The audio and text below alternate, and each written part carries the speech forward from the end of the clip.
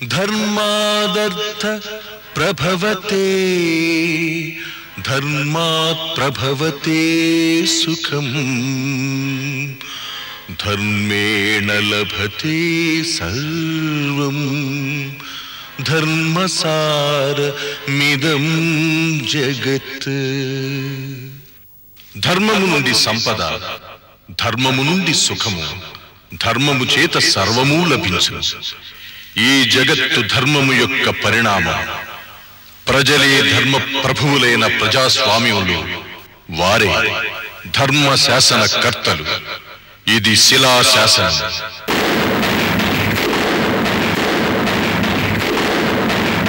Jayaprakash Narayan doctor కాబోయి actor అయిన వాళ్ళ గురించి విన్నాం. ఇప్పుడు ఏదో అవ్వాలనుకున్న ఈ నూనుగు మీసాల డాక్టర్ దారి తప్పి గాడి తప్పి ఐఏఎస్ అయిపోయారు. మారుమూల ఓ పల్లెటూళ్ళలో ఒక చిన్న బడిలో పాఠాలు నేర్చుకుని బ్రతుకు బడిలోకి ప్రవేశించి స్టెథోస్కోప్ పట్టుకునే డాక్టర్ అయి ఆ పైన కలకటేరు చదివి అదే తనకు చివరి మజిలీ అనుకున్న ఈ వ్యక్తి అకస్మాత్తుగా తన ఐఏఎస్ పదవి, ప్రభుత్వోద్యోగం ఈ రెంటికంటే సమాజాన్ని సంస్కరించడానికి మరేదో మార్గం ఉందంటూ వెతుకుతున్నారు ఈ సరికొత్త జయప్రకాష్ నారాయణ్ ఈనాటి ధర్మపీఠం పైన.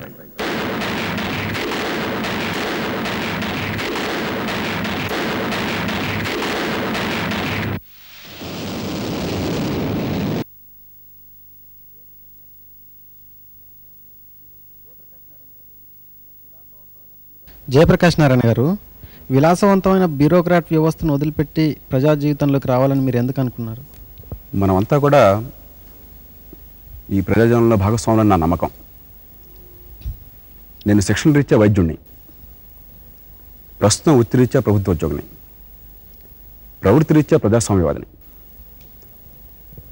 ప్రజాస్వామ్యాన్ని బలపరచడానికి తగిన పరిస్థితులు ఇవాళ మన వ్యవస్థలో లేవని చెప్పి నా నమ్మకం. మన దేశం గొడ్డిపోయిందని అనుకోవడం లేదు. మన దేశ భవిష్యత్తు మన కనుక సకాలంలో సరైన చర్యలు తీసుకున్నట్టయితే బాగుంటుందని నేను నమ్ముతున్నాను. చాలామంది ఈ దేశంలో ప్రజలంతా కూడా పనికిరాని వాళ్ళను, నిరక్షరాస్యులను, వీళ్ళ వల్ల ఈ దేశ భవిష్యత్తు పెద్దగా బాగుపడదని చెప్పను నిస్పృహ వెలుపుతున్నారు. ఆ నిరాశావాదాన్ని నేను పూర్తిగా వ్యతిరేకిస్తాను.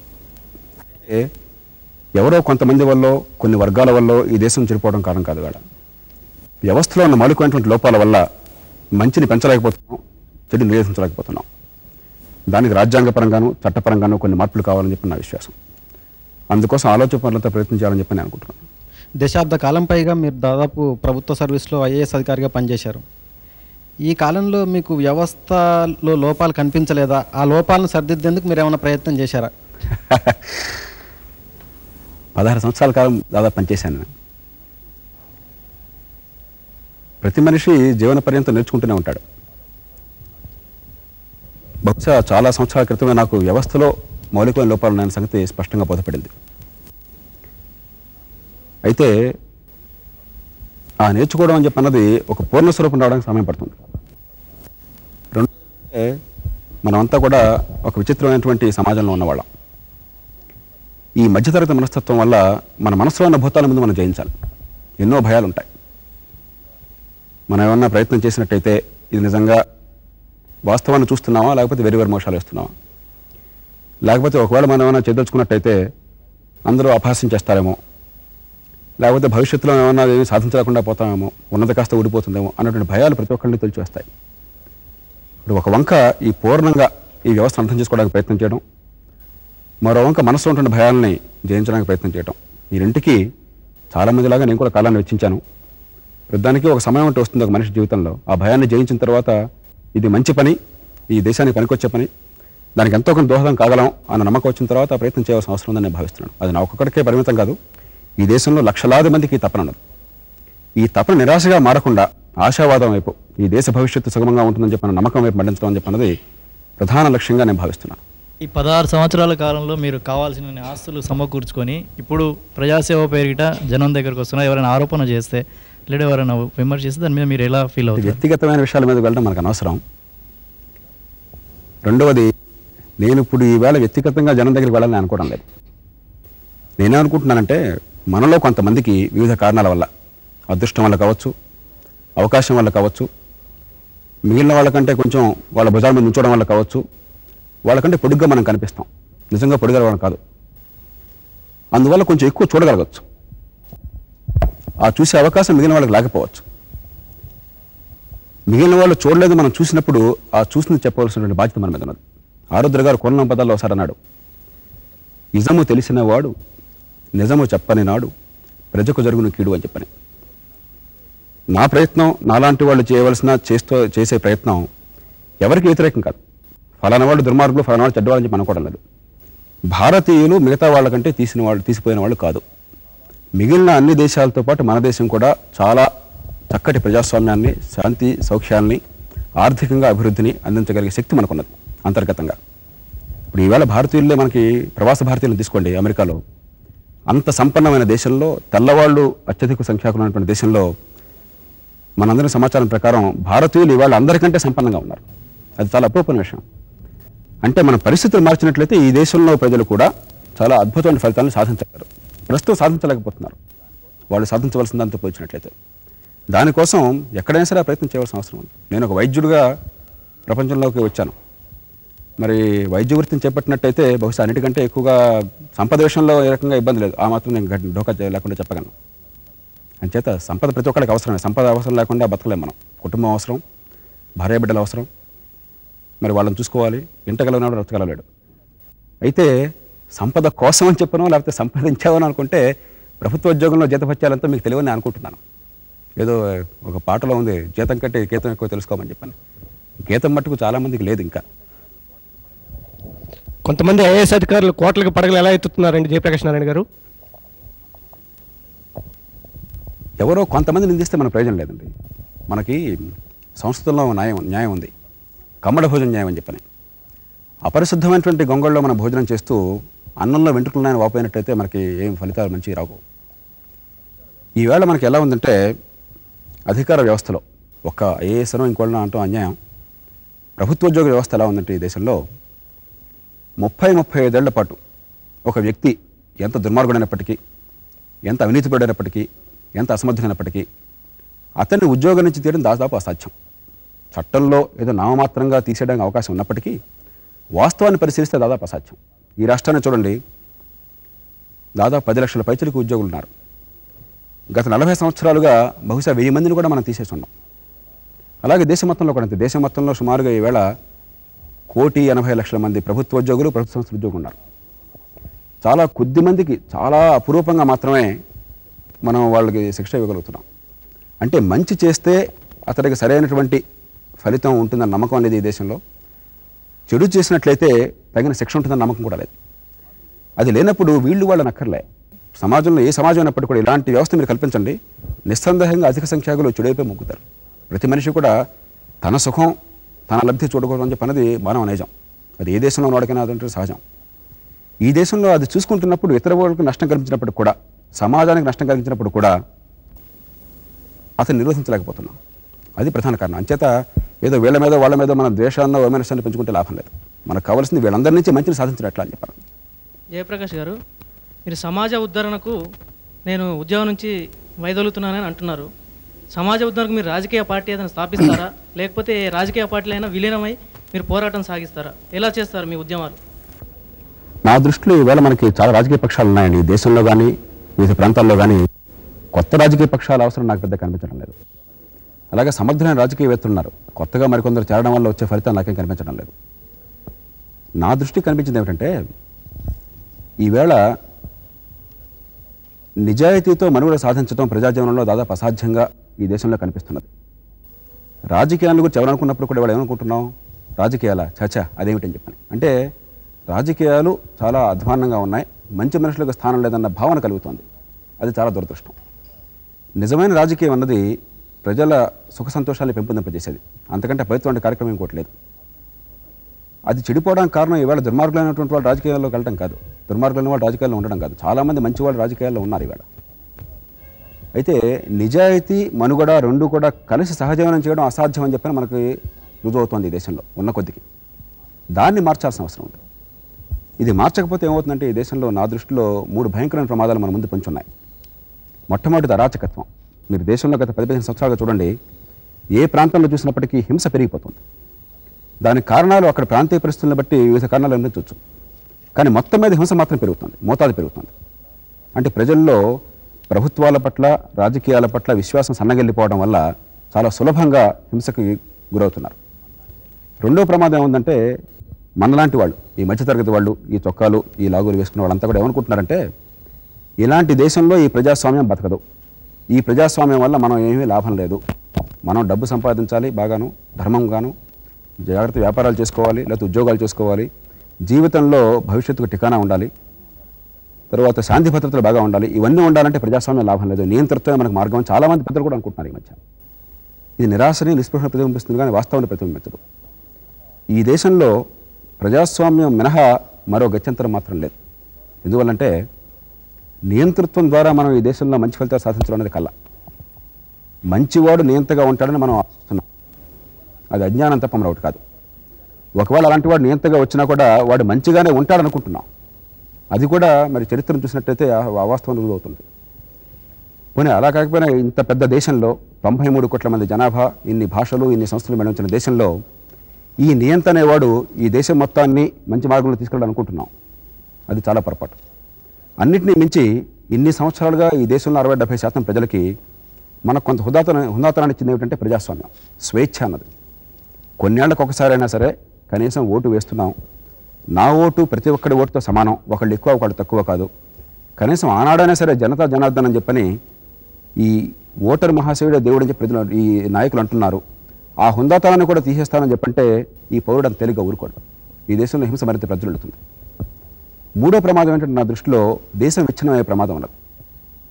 ఈ దేశంలో చాలామంది చెప్తారు భిన్నత్వంలో ఏకత్వం అని చెప్పని, అది వాస్తవమే.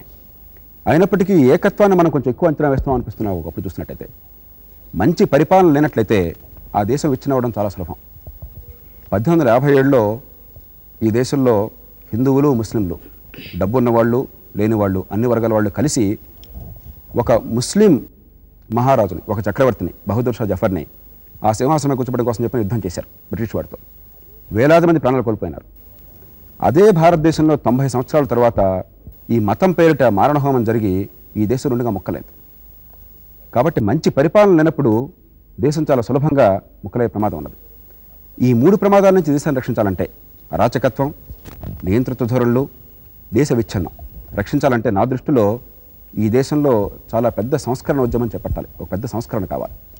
దానికి మనం చాలామంది ఆలోచన చేయాల్సిన అవసరం ఉంది. వేలాది మందికి, లక్షలాది మందికి దేశంలో తపన ఉన్నది. ఆ తపన నిరాశ వైపు మళ్లించకుండా ఆశ వైపుకి ఈ దేశాన్ని మనం మార్చుకోగలం. కొన్ని పద్ధతులు కనుక మార్చినట్లయితే నిస్సందేహంగా మంచి జరుగుతుందని నమ్మకం కనుక ఉన్నట్లయితే, ఈ వీళ్ళందరి శక్తులు కనుక దాని మీద కేంద్రీకరించినట్లయితే మనం అనుకున్న దానికంటే చాలా తక్కువ కాలంలోనే ఈ దేశంలో మంచి జరుగుతుందని నేను నమ్ముతున్నాను. ఈ అసమానతలను ఎలా తొలగించాలనుకుంటున్నారు? అంటే ఏ రూపంలో మీరు మార్చాలనుకుంటున్నారు? మన వ్యవస్థలో మౌలికమైన లోపాలు కనిపించే ఏమిటంటే చాలా ఉన్నాయి. అయితే మనకు సమయం తక్కువ ఉండడం చేత 4-5 మీద కేంద్రీకరించినట్టయితే, రాజకీయ పక్షాలు మీరు అన్నారు ఇంతకుముందు. రాజకీయ పక్షాలు చూడండి, రాజకీయ పక్షాలు మన మీద అధికారం కోసం చెప్పిన పోటీ పడుతున్నాయి, అధికారంలోకి వస్తున్నాయి. వాటిలో ఏదో పక్షమో కొన్ని పక్షాలు కలిసి మన జీవితాన్ని నిర్దేశించే విధానాలని అవి అమలు చేస్తున్నాయి. కానీ ఆ రాజకీయ పక్షాల అంతర్గతంగా వాటి ప్రవర్తన కానీ, ప్రజల ముందుకు వచ్చే తీరు కానీ చూసినట్టయితే అవి సొంత ఆస్తులాగా ప్రవర్తిస్తున్నాయి. అంటే అక్కడ ప్రజలకే సంబంధం అయినట్టుగా మీ మీద, నా మీద అధికారం చలాయించాలనుకుంటున్నవాడు ఆ అధికారాన్ని చలాయించే పద్ధతి కానీ, వాళ్ళ అంతర్గత నియంత్రణ కానీ మనకు సంబంధం లేదు, ప్రైవేట్ వ్యవహారం అనుకుంటున్నారు. ఇది చాలా తప్పని నేను భావిస్తున్నాను. కాబట్టి వాటి మీద చట్టబద్ధంగా, రాజ్యాంగంగా నియంత్రణ అవసరం. ప్రజలకు, వారి సభ్యులకు జవాబుదారీగా వాటిని చేయాలి. అలాగే రెండోది, చూసినట్టయితే ఈవేళ మన దేశంలో ఈ ఎన్నికలు అయినటువంటి మన శాసనసభ్యులు మన ప్రభుత్వాన్ని ఎన్నుకుంటున్నారు. దానివల్ల మన గతానుభవాన్ని చూసినట్లయితే చాలా విషపరిణామాలు ఈ దేశంలో వచ్చాయి. దాని దృష్టిలో ఉంచుకుని నేను అనుకుంటుంది ఏమిటంటే, ప్రత్యక్షంగా ప్రభుత్వాధినేతను మనం అన్ని స్థానాల్లో ఎన్నుకోవాల్సిన అవసరం ఉంది. అయితే ఆ ఎన్నుకున్న ప్రభుత్వాధినేత మళ్ళీ నియంత కాకుండా, ఈ దేశానికి చెడు చేయకుండా, ప్రజాస్వామ్యాన్ని హరించివేయకుండా సరైనటువంటి ఈ చెక్స్ అండ్ బ్యాలెన్సెస్ అని చెప్పంటాం, వాటిని ఏర్పాటు చేసుకోవాల్సిన అవసరం ఉన్నది. ఇంత పెద్ద దేశంలో ఈ అధికారం మొత్తాన్ని ఏదో ఢిల్లీ నుంచో, హైదరాబాద్ నుంచో, బొంబాయి నుంచో చలాయిస్తాం అనుకోవడం చాలా పొరపాటు అవుతుంది. ప్రజలకు చాలా అందుబాటులో ఉండే విధంగా, ఈ అధికారంలో మంచి చెడు అర్థమయ్యే రీతిగా, పొరపాటు జరిగితే సరిదిద్దడానికి అవకాశం ఉండే రీతిలో ఈ అధికారాన్ని వికేంద్రీకరించాల్సిన అవసరం ఉంది. 4వది, ఇంతకుముందు మనం అనుకున్నాం, ఈ ఉద్యోగ వర్గంలో ఏ రకంగా అయిందని చెప్పినది. అంటే ఏ రకమైన భద్రత కావాలో ఆ భద్రత ఇవ్వలేకపోతున్నాం. ఈవేళ ఎంత మంచి ఉద్యోగం అయినప్పటికీ, ఎంత బాగా నిజాయితీగా పనిచేస్తున్నప్పటికీ రేపు పొద్దున దాకా అతను ఉంటాడు నమ్మకం మనకు లేదు. అదే ఎంత చెడ్డవాడైనప్పటికీ అతని జీవితకాలంలో శిక్ష ఉంటుందని నమ్మకం కూడా లేదు. దాన్ని సవరించాల్సిన అవసరం ఉన్నది. చివరిగా న్యాయ వ్యవస్థను చూసినట్లయితే ఈవేళ పొరపాటున మనం ఏమన్నా న్యాయస్థానానికి వెళ్ళాల్సిన అవసరం వస్తే న్యాయం కోసం అని చెప్పని మన జీవితకాలంలో న్యాయం దొరుకుతున్న నమ్మకం మనలో చాలామందికి లేదు. దాన్ని సవరించడం అసాధ్యమని అనుకోవడం లేదు. ఇవన్నీ కూడా ఏదో దేవుడో మరొకళ్ళు ఇచ్చినటువంటి శాపాలు కాదు ఈ దేశానికి. వ్యవస్థలో మనం చేసినటువంటి కొన్ని పొరపాట్ల వల్ల ఈ తయారైనటువంటి ఈ సంస్థల్లో ఉన్నటువంటి కొన్ని బలహీనతల వల్ల ఇవి ఏర్పడ్డాయి. ఆ బలహీనతలు తొలగించాల్సిన అవసరం ఉంది. అది తొలగించినట్లయితే నిస్సందేహంగా మనకి స్వేచ్ఛతో పాటు సుపరిపాలన కూడా బతుకుతుంది దేశంలో. బ్యూరోక్రాట్లు కూడా కోట్లకు పడగలెత్తుతున్న నేపథ్యంలో రాజకీయాలు లాభదాయకమైనవంటారా, బ్యూరోక్రసీ లాభదాయకమైందంటారా? దాని అనుభవం వాళ్ళని అడిగితే బాగుంటుంది. కాస్త వివరంగా చెప్పండి. అది ఎవరికి లాభదాయకమని చెప్పన్నది ఆ అనుభవం స్వానుభవం అన్న వాళ్ళకి అడిగితే బాగుంటుంది. నేను చెప్పలేకపోతున్నాను. వ్యాఖ్యానించవచ్చు. తప్పు చేస్తున్నప్పుడు ఎక్కడైనా వ్యక్తిగతమైన లాభం ఉండొచ్చు. ఇక్కడ ఎక్కువ అక్కడ తక్కువ అని లేదు. ఒకళ్ళని మనం నిందించి ఏదో రాజకీయాల్లోనూ దుర్మార్గులు ఉన్నారనో బ్యూరోక్రసీలో ఉన్నారని చెప్పనుకోవడం పొరపాటు. విశృంఖలంగా చెడు చేద్దాం అనుకున్నప్పుడు ఎవరైనా సరే ఈ దేశంలో చెడు చేయొచ్చు. మనకేమైందంటే వ్యవస్థలో అధికారం అన్నది మంచి కోసం ఉపయోగపడాలని చెప్పి అనుకున్నట్లయితే, అంటే ఈ వ్యవస్థలో మనం కొన్ని పనులు చేసి ప్రజా సంక్షేమాన్ని పెంపొందించేదిగా మనం చేయాలని చెప్పి అనుకున్నట్లయితే అధికారం చాలా పరిమితమైనటువంటిది ఈ దేశంలో. అతను అధికారి కావచ్చు, నాయకుడు కావచ్చు. ఈ దేశంలో ప్రధానమంత్రి దగ్గర నుంచి మామూలు స్థాయి అధికారి వరకు అందరికీ కూడా పరిమితమైన అధికారం మాత్రమే ఉంది. అదే ఈ అధికారాన్ని విశృంఖలంగా వాడుకోవాలి. ఈ అధికారాన్ని సొంత డబ్బు కోసం చెప్పను, లేకపోతే ఆశ్రిత పక్షపాతం కోసం చెప్పను, లేకపోతే అహంకారం కోసం చెప్పను, లేకపోతే నియంతృత్వ ధోరణి కోసం చెప్పను, ఇతరులను హింసించడం కోసం వాడుకోవాలనుకున్నట్టయితే దురదృష్టవశాన్ని ఈ దేశంలో అధికారానికి శృంఖలాలు లేవు. అది లేనంతకాలం అతడు మరి ఎన్నుకున్న అధికారి కావచ్చు, ఎంపికైన అధికారి కావచ్చు, దానిలో పెద్ద భేదాలను లేవు, తరతమ భేదాలు పెద్దగా లేవు. జయప్రకాష్ గారు, మీ మాటల్లో పూర్తిగా ఆదర్శవాదం కనిపిస్తోంది, కానీ ఇవి ఎంతవరకు ఆచరణయోగ్యమైన చెప్పగలరా?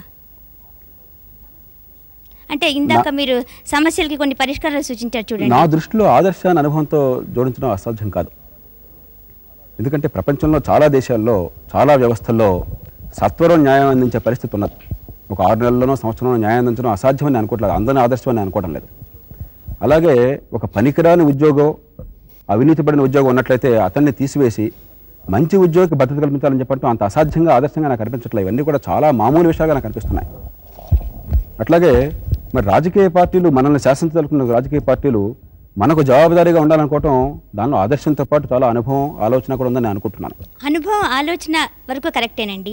ఆచరణ యోగ్యం గురించి నేను అడుగుతున్నాను. ఎందుకంటే ఇప్పుడు రాజ్యాంగంలో మౌలికంగా మార్పులు చేయాలి, ఇవన్నీ కూడా మనకి ఎంత టైం పడుతుంది చేయడానికి, అసలంటూ చేయగలమా? మనకు ముందు 2 మార్గాలు ఉన్నాయి మన ముందు. ఒకటి, నిరాశావాదానికి గురై ఈ దేశానికి భవిష్యత్తు లేదు, ఈ ప్రజలకు నిష్కృతి లేదు, ఈ వ్యవస్థని మనం సంస్కరించలేమని చెప్పి అనుకుని మనం అంతా వదిలేయడమా చేతులెత్తేసి, లేదు మంచి చేయాల్సిన అవసరం ఉంది, వేలాది మంది లక్షలాది మంది ఈ దేశంలో ఉన్న జరుగుతున్న పరిస్థితులను బట్టి ఈ దేశ భవిష్యత్తు పట్ల తపనపడుతున్నారు, వాళ్ళు అస్పష్టతతో చాలా కన్ఫ్యూజన్లో ఉన్నారు, వారందరికీ కూడా సరైన మార్గంగా గోచరించినట్లయితే, ఈ చీకట్లో తచ్చాడుతున్న వాళ్ళకి ఈ వెలుతురు గోచరించినట్లయితే మంచి జరుగుతున్న నమ్మకంతో మనం వెళ్ళాలా. నేను ఆశావాదిని. ఈ దేశ ప్రజల్ని మనం అంత తేలిగ్గా తక్కువగా అంచనా వేయటం నేను భరించలేను. ఐఏఎస్ ఆఫీసర్గా మీకు చాలా మంచి పేరుంది, చాలా శాఖలు నిర్వహించి ఉండవచ్చు. ఒక శాఖనైనా సంపూర్ణంగా సంస్కరించగలిగారా? ఉంటే ఆ శాఖ ఏమిటి? నేను మనం చేసిన ఇంతకుముందు అదే. అధికారం ఎంత ఇచ్చినప్పటికీ మంచి చేయాలంటే దానికి చాలా పరిమితమైనటువంటి అధికారం మాత్రమే ఈ దేశంలో, ఈ వ్యవస్థలో ఉంది. So what has fallen, system or politician? System, నిస్సందేహంగా సిస్టమ్. ఎందుకంటే ఈవేళ రాజకీయ నాయకుడిని మనం చాలా సులభంగా తిడుతున్నాం, అది చాలా ఫ్యాషనబుల్ అయిపోయింది. కానీ వాళ్ళు నిజాయితీగా ఉంటాను, తప్పు చేయకుండా నేను ఉంటానని చెప్పి నాకు నాయకుడు అనుకున్నట్లయితే అతను మనం కూడా చాలా కష్టసాధ్యం. మనం ఒడ్డున కూర్చుని వాళ్ళ మీద రాళ్ళు వేయడం చాలా సులభం. అంచేత ఆ వ్యవస్థలో నిజాయితీతో మనుగడ సాధ్యం, మంచిని సాధిస్తూ నేను మనుగడ సాగించగలని చెప్పి అనుకున్నట్లయితే మంచి నాయకులు వస్తారు, మంచి చేస్తారు. అది లేనంతకాలం వాళ్ళని వీళ్ళు నిందించి లాభం లేదు. అంచేత నేను అనుకోవటం మన పోరాటం వ్యక్తుల మీద లేకపోతే కొంతమంది కొన్ని వర్గాల మీద ఉండకూడదు, చాలా పొరపాటు. అందరిలో మంచి వాళ్ళు ఉన్నారు, చెడ్డవాళ్ళు కూడా ఉన్నారు, సమపాలననే. అయితే ఇది ప్రత్యేకంగా కలికాలం అనో ఈ దేశంలో అంతా మంచిపోయిందని నేను అనుకోను. కృతయుగానికి కలియుగానికి తేడా లేదు నా దృష్టిలో. ఆనాడు ఈనాడు మంచివాళ్ళు ఉన్నారు, ఆనాడు ఈనాడు చెడ్డవాళ్ళు ఉన్నారు. అయితే ఏమైందంటే ఆనాడు అధిక సంఖ్యాకులు మంచి చెడు కాకుండా మధ్యలో ఉండేవాళ్ళంతా కూడా మంచి మార్గాన్ని వెళ్ళినట్లయితే మనకు లబ్ధి చేకూరుతుందని భావించారు. ఈనాడు మంచి మార్గాన్ని వెళితే నష్టం వస్తుంది, చెడు మార్గాన్ని వెళితేనే బాగుంటుందని చెప్పిన నమ్మకాన్ని మనం కలిగించాం. దాన్ని మారిస్తే అంత మారుతుంది. జయప్రకాష్ గారు, ఆగస్టు సంక్షోభం కాలంలో మీరు మీ పరిధులను దాటి పక్షపాత వైఖరితో వ్యవహరించారని విమర్శ ఉంది. దానికి సమాధానం ఏంటి? ఏ ఆగస్టు సంక్షోభం అంటారు మీరు? ఆగస్టు నెలలో ప్రభుత్వం మారిన విషయం మీకు తెలుసు. రాష్ట్రంలో రాష్ట్ర ప్రభుత్వం ఆ సందర్భంలో మీరు పక్షపాత వైఖరితో వహించి మీ పరిధులను దాటి ప్రవర్తించారని విమర్శ ఉంది. దానికి మీ సమాధానం ఏంటి? ఇది పూర్తిగా అవాస్తవం. అంతకుమించి మాట్లాడడం సందర్భం కాదు. ఎంచేతంటే ఒక ప్రభుత్వాధికారి ఏ రకమైన సలహాలను ఇచ్చారు అని చెప్పి అన్నది పూర్తిగా అది రాజ్యాంగపరంగా చట్టపరంగా ఇవాళ ఉన్న చట్టం ప్రకారం అది రహస్యంగా ఉండాలి తప్ప బయటకు పెట్టడం అనేది మంచిది కాదు. అది పూర్తిగా అవాస్తవం మాత్రం చెప్పండి. కేఎస్ అధికారులు ఏ పార్టీ అధికారంలోకి వస్తే వాళ్ళ అడుగులకు మడుగులొత్తి వాళ్ళని తప్పుదోవ పట్టించడంలో ప్రధాన పాత్ర వహిస్తారనేది జనరల్ కామెంట్, అంటే మామూలు. దీని మీద మీ అభిప్రాయం ఏంటి? అంటే మీరు అందరినీ ఒక ఘటన కట్టడం భావ్యం కాదు. అయితే మన రాజ్యాంగ వ్యవస్థలో ఏమిటంటే భారతదేశంలో ఒక ప్రభుత్వం చట్టబద్ధంగా రాజ్యాంగబద్ధంగా ఏ పని చేస్తున్నప్పటికీ ఒకవేళ వాళ్ళు చేస్తున్న పని ప్రజలకి ఒకవేళ రేపు పొద్దున ఇబ్బంది కలగజేస్తుందని తెలిసినప్పటికీ కూడా ఆ మాట మనం చెప్పగలం, రహస్యంగా చెప్పి ఒప్పించడానికి ప్రయత్నం చేయగలం. అదంతా అయిన తర్వాత ఒకసారి చట్టబద్ధంగా ఏర్పడ్డ ప్రభుత్వం ఒక నిర్ణయం తీసుకున్న తర్వాత ఆ నిర్ణయం చట్టబద్ధము రాజ్యాంగబద్ధం అయిన తర్వాత మానవతా విలువలకు వ్యతిరేకం కాకుండా ఉన్నంత వరకు ఆ అధికారి కానీ ఆ ఉద్యోగాన్ని నిస్సందేహంగా దాన్ని పాటించి తీరవలసిందే, ఆ కుటుంబంలో భాగస్వామి కావాల్సింది. అంతేగాని దానికి ఏదో ప్రత్యేకంగా బయటకు వచ్చి నేను దీన్ని వ్యతిరేకిస్తానని చెప్పి అంటాం అనేది ఆ వృత్తి ధర్మానికి వ్యతిరేకం. దానివల్ల మీకు కొంత అపోహ ఏర్పడవచ్చు. అలాగే ప్రతి వ్యవస్థలో కూడా కొంతమంది ఉంటారు ఏ ఎండకు ఆ గొడుగు పట్టేవాళ్ళు. అది మనుషుల్లో మామూలుగా మనుషుల్లో ఉండేటువంటి సామాజిక ధర్మం. దాని పెద్ద వీళ్ళు చెడ్డవాళ్ళు అనుకోవాల్సిన అవసరం లేదు. అలాంటి అవసరం లేకుండా వ్యవస్థను కల్పించండి, నేను అనుకోవటం అందరూ మంచి చేస్తారని చెప్పి. ఏ ఎండకు ఆ గొడుగు పట్టడం ఇప్పటి సామాజిక ధర్మంగా చెప్తున్న జయప్రకాష్ నారాయణ్ రాబోయే తరాలకు అందించే వృత్తి ధర్మం, ఉద్యోగ ధర్మం అనే 2 రకాల గొడుగులు ఎటువంటి సమాజంలోనో ఆయనకే తెలియాలి. ఐఏఎస్ అధికారంతో చేయలేని చేపట్టలేని ఆయన సమాజ సంస్కరణలు మరో కొత్త పందాలో ఏ విధంగా చేస్తారో ఆయన సొంత గొడుగు కిందే ఉన్న సూదిమందుకు, స్టెటస్కోప్కు మాత్రమే తెలిసేమో.